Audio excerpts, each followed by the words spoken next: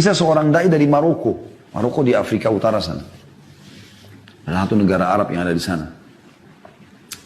Orang ini, dai ini di Maroko, subhanallah dia mimpi Rasulullah SAW datang kepada dia. Kisah nyata. Lalu berkata kepada dia, sesungguhnya ada seseorang tinggal di Mekah bernama Fulan, gitu kan. Sampaikan berita gembira kepada dia kalau dia termasuk ahli surga. Orang ini bangun kaget mimpi.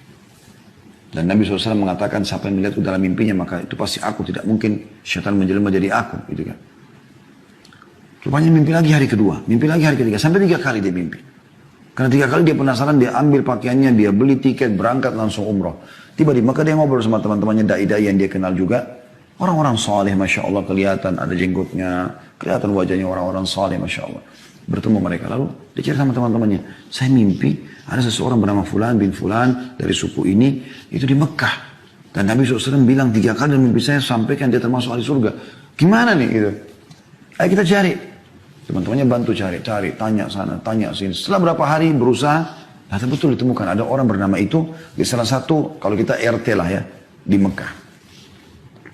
Datanglah mereka ke sana, lalu kemudian menanyakan kepada Pak RT-nya kalau kita ya, Umdah gitu kan. Nanya, gimana nih? Ada nggak sih orang bernama Fulan? Mereka, RT-nya sendiri, RT itu RW itu kaget pada saat itu. Kenapa kalian cari? Kalian ini kelihatannya orang-orang soleh, kelihatan wajahnya, penampilannya orang-orang soleh. Ngapain cari orang ini? Ternyata orang ini buruk sekali di tengah-tengah masyarakat itu. Tapi Nabi SAW bilang dia termasuk ahli surga. Luar biasa ya. Maka kata orang yang dari Maroko ini, emang kenapa? Dia bilang kalian tidak layak bertemu sama orang ini ahli maksiat. Kalau ada orang yang paling buruk di tempat kami ini, dia orang paling buruk ini. Enggak sholat, enggak segala macam.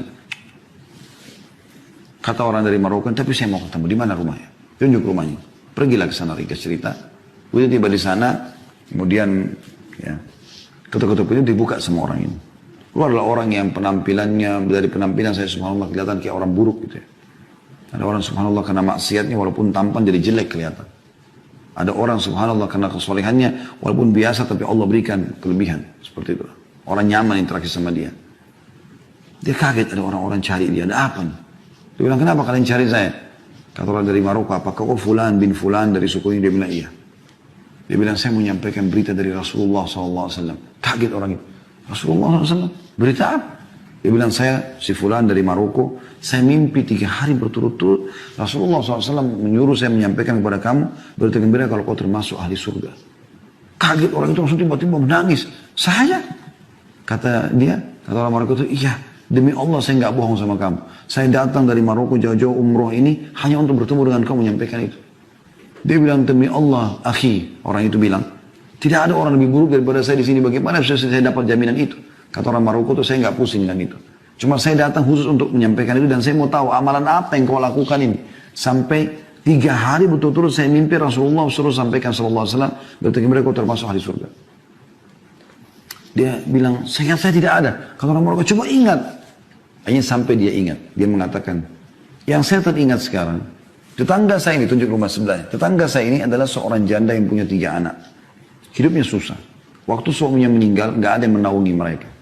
Maka semenjak itu, dan sampai hari ini demi Allah, saya sudah bertekad untuk memberikan setengah gaji saya. Jadi setiap terima gaji, saya kasih ke mereka setengah, kepada saya setengah. Tidak ada yang tahu kecuali saya.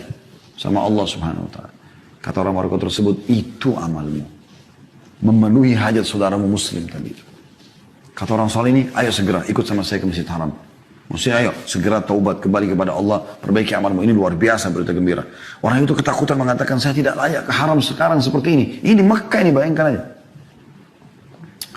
Lalu kata orang Maroko, baik, siapkan dirimu. Dia bilang dia siap-siap, dia mandi, dia bersih, dia pakai baju terbaik, lalu dia ikut ke masjid. Kata orang Maroko ini begitu masuk masjid, nangis orang ini. Seperti orang yang masuk ke sebuah alam yang penuh dengan kedamaian, kebahagiaan luar biasa. Dia bilang begitu masuk masjid, mulai sholat, kata orang Maroko ini, nangis terus orang itu. Karena nangis, karena terusnya dia nangis, kami pun sampai nangis gitu.